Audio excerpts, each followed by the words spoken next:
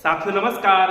साथियों, प्राचीन इतिहास विषय के अंतर्गत सेकेंड सेमेस्टर की कक्षा में आप सभी का हार्दिक स्वागत है। साथियों, जैसा कि आपको पता होगा कि हम लोग अपने इस सेमेस्टर को प्रारंभ कर रहे हैं। हमने अभी आपसे पाठ्यक्रम की चर्चा की हुई है। साथियों, आज हम देखेंगे कि इतिहास जानने के स्रोत क्या क्या हैं, किस माध्यम से हम इतिहास को जानते हैं। मैंने आपसे कई बार चर्चा की हुई है कि जो ये स्रोत होते हैं ये कहीं ना कहीं महत्वपूर्ण भूमिका में होते हैं। क्यों महत्वपूर्ण भूमिका में होते हैं?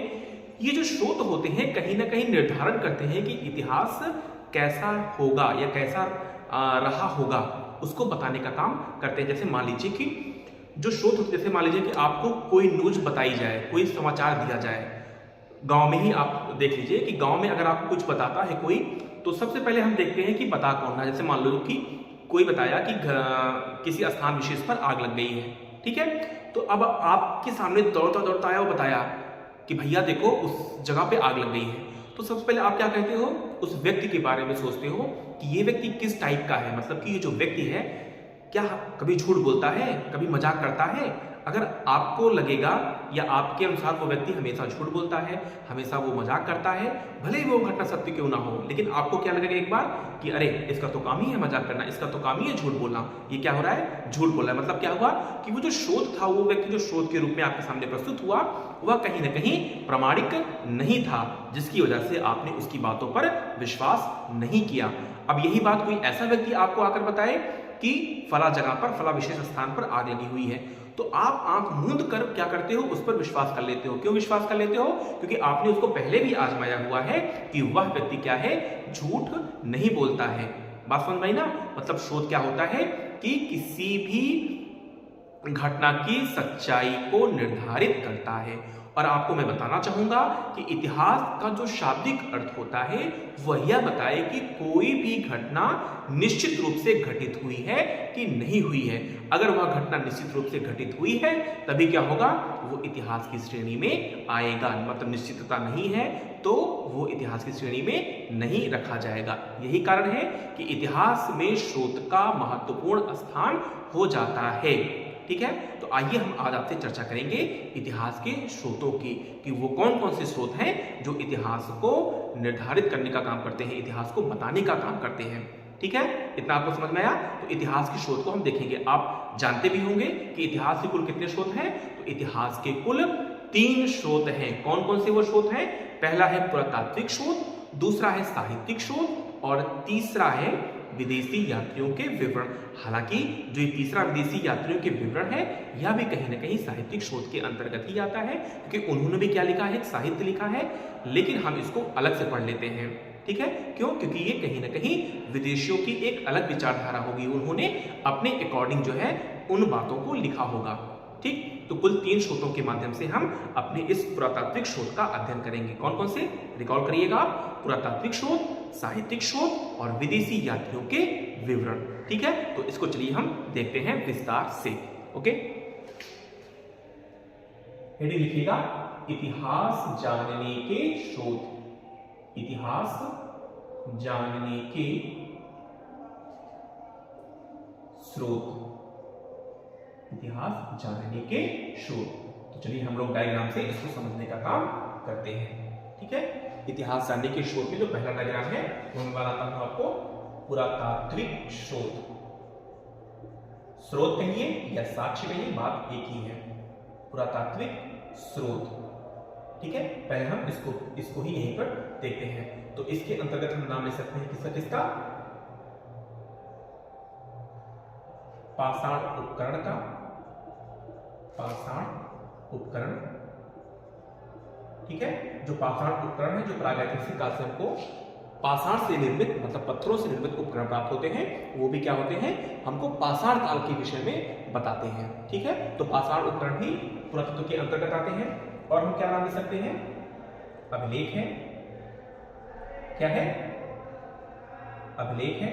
अभिलेख की जो सबसे प्राचीन अभिलेख है वो है 1400 ईसा पूर्व का, 1400 ईसा पूर्व में, 1400 ईसा पूर्व का बोगज कोई अभिलेख क्या है? बोगचकोई अभिलेख, जो कि कहां से प्राप्त हुआ है? ये प्राप्त हुआ है तुर्की से। कहां से? तुर्की से। इसमें क्या मिलता है? इसमें वैदिक देवताओं के बारे में जानकारी प्राप्त होती है। वैदिक देवताओं के विषय में जानकारी प्राप्त होती है। ठीक है, अगला देख सकते हैं सिक्के। क्या है? सिक्के। और जो भारत का सबसे प्राचीन सिक्का है वो कौन सा सिक्का है? आहत सिक्का। आहत सिक्का मतलब क्या है? कि जिसको ठप्पा मारकर बनाया जाता था। ठीक है, आहत सिक्का। और क्या है? स्मारक का उल्लेख कर सकते हैं हम। ठीक है, और क्या है? भवन है, मूर्ति है, चित्रकला है। ठीक है, जितनी भी ये सब चीजें हैं वो सब क्या आती हैं? पुरातात्विक सामग्री के अंतर्गत आती है। पुरातात्विक शोध के अंतर्गत इतिहास को लिखने में, समझने में, जानने में भूमिका निभाती है। ठीक है, ये रहा आपका पुरातात्विक शोध। हालांकि इसमें जगह नहीं है तो मैं अगले पेपर आपको समझाऊंगा। इसी को आगे आप, अगर आपके पेज में जगह है तो आगे आप बढ़ा के इसे लिख सकते हैं। ठीक, चलिए देखते हैं आगे।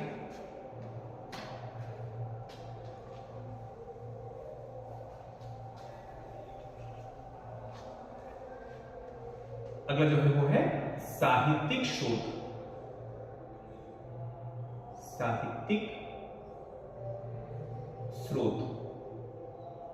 ठीक है, साहित्यिक शोध मतलब जिनका उल्लेख एक साहित्य के रूप में हमको मिलता है। ठीक है, इसके अंतर्गत देखिएगा, एक है धार्मिक साहित्य। धार्मिक साहित्य। और एक है धार्मिकेतर। धार्मिकेतर साहित्य।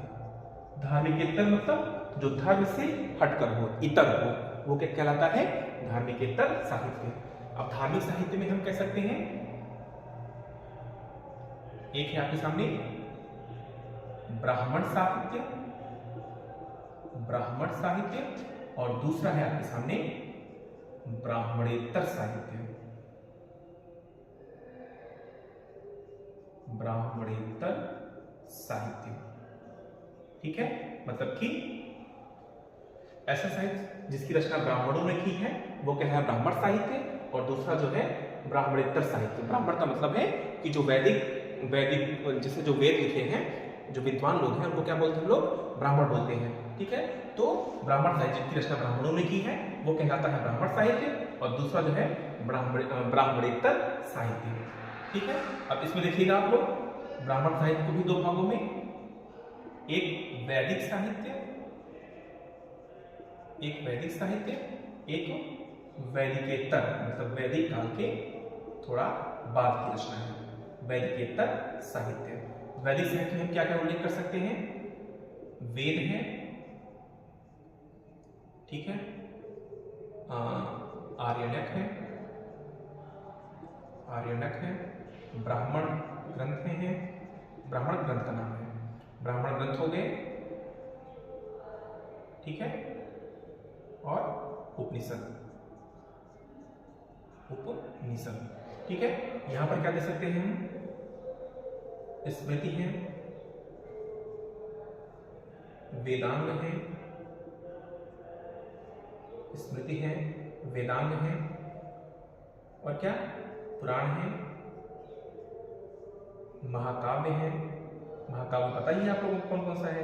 एक रामायण है, एक महाभारत है। तो ये सब क्या हुआ? ब्राह्मण साहित्य के अंतर्गत आएगा। अब ब्राह्मणेतर मतलब, ब्राह्मणेतर को भी हम लोग दो भागों में बांटते हैं। एक को बोलते हैं हम लोग बौद्ध साहित्य। क्या बोलते हैं? बौद्ध साहित्य। इसमें हम त्रिपिटक की चर्चा कर सकते हैं। त्रिपिटक ग्रंथ का नाम है, जिनमें 3 पिटक हैं। कौन कौन से हैं? सुत्त पिटक, विनय पिटक और अभिधर्म पिटक। वैसे ही क्या है? जैन साहित्य।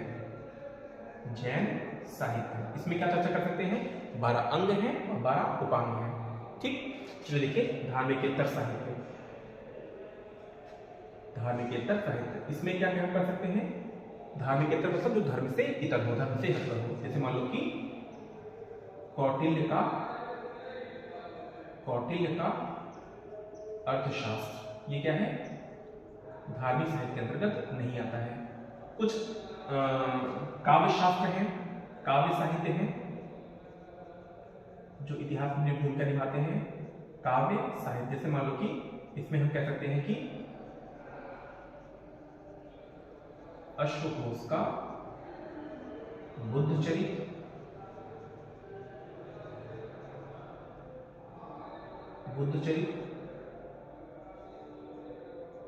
कालिदास का मेघदूत, ठीक है, ये सब क्या है, काव्य साहित्य। ठीक, कुछ गद्य साहित्य भी हैं, ठीक, इसको मैं ऊपर लिख दे रहा हूं, आप लोग अपने हिसाब से लिख लीजिएगा। वहां पे गद्य साहित्य में हम चर्चा कर सकते हैं 10 कुमार चरित, मुद्रा राक्षस, ये सब क्या है, गद्य साहित्य है। ठीक, तो ये रहे आपके सामने साहित्यिक स्रोत। ठीक है, चलिए आगे बढ़ते हैं।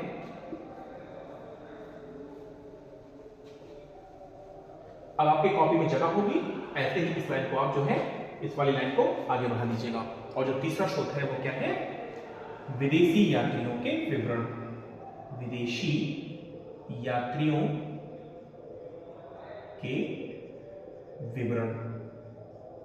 ठीक है, विदेशी यात्रियों के विवरण। अब इसमें लिखिएगा कि यूनानी यात्री, ठीक है, चीनी यात्री समझिएगा जो विदेश से आकर भारत की संस्कृति को देखते हैं, समझते हैं और फिर उसके बारे में कुछ बातें लिखते हैं। ठीक है, चीनी यात्री,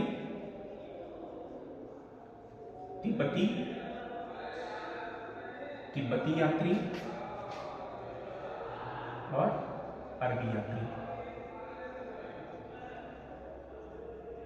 ठीक है, अब यूनानी यात्री में देखिएगा हम लिख सकते हैं हेरोडोटस का नाम,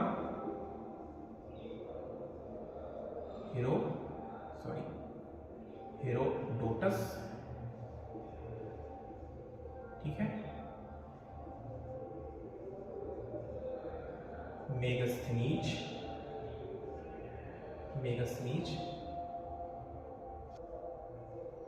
एरियन,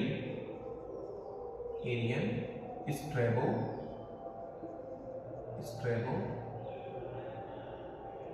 प्लिनी, ठीक है, और है डायनेकस,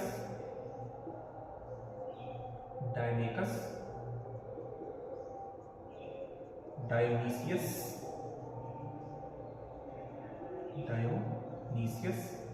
टॉल्बी। ठीक है, ये सब क्या है, कुछ यूनानी यात्री हैं, ये सब एक ही हैं, सब यूनान से ही है, जिसमें सब क्या है, यूनानी यात्री है। ठीक है, यहां चीनी यात्री लिखिएगा, फाहियान का नाम विशेष रूप से उल्लेखनीय है, फिर वेनसान का नाम, फिर एत्सिन का नाम।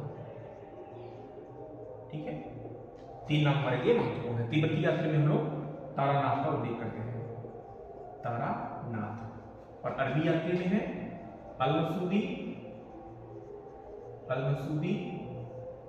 अल-बरूनी, सुलेमान, इनका उल्लेख हम यहाँ पे करते हैं। ठीक है, तो ये रहे आपके सामने विदेशी यात्री।